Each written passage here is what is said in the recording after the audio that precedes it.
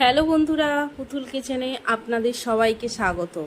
আজকের রেসিপি পনির মশলা। এখানে পনির নিয়েছি 200 গ্রাম। পনিরটা আমি এইভাবে কেটে নিয়েছি। আর মশলার জন্য নিয়েছি পেঁয়াজ, টমেটো, রসুন, শুকনো লঙ্কা আর ধনেপাতা। গ্যাসের উপর প্যান বসিয়ে সাদা তেল দিয়ে পনিরের টুকরোগুলো ভেজে তুলে নেব। এবার ওই তেলের মধ্যে পেঁয়াজ, টমেটো, রসুন দিয়ে ভালো করে ভেজে নেব। এখানে গ্যাসটা মিডিয়ামে রাখবো। এখানে এগুলো ভাজা হয়ে গেছে। এবার শুকনো লঙ্কাটা দিয়ে ভেজে এটা ঠান্ডা করে মিক্সিতে নিয়ে তার মধ্যে ধনেপাতা দিয়ে পিষে রেখে দেব।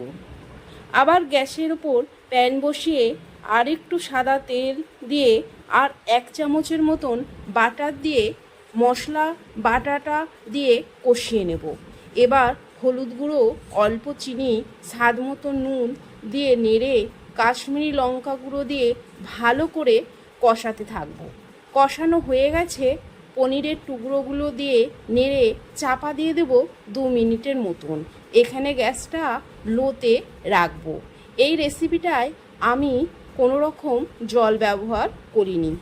এবার ঢাকনা খুলে নেড়ে নামিয়ে দেব।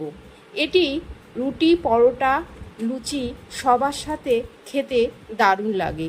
যদি আমার এই রেসিপিটা আপনাদের ভালো লাগে তাহলে লাইক, কমেন্ট ও শেয়ার করে দেবেন। সাবস্ক্রাইব করতে ভুলবেন না। ধন্যবাদ বন্ধুরা।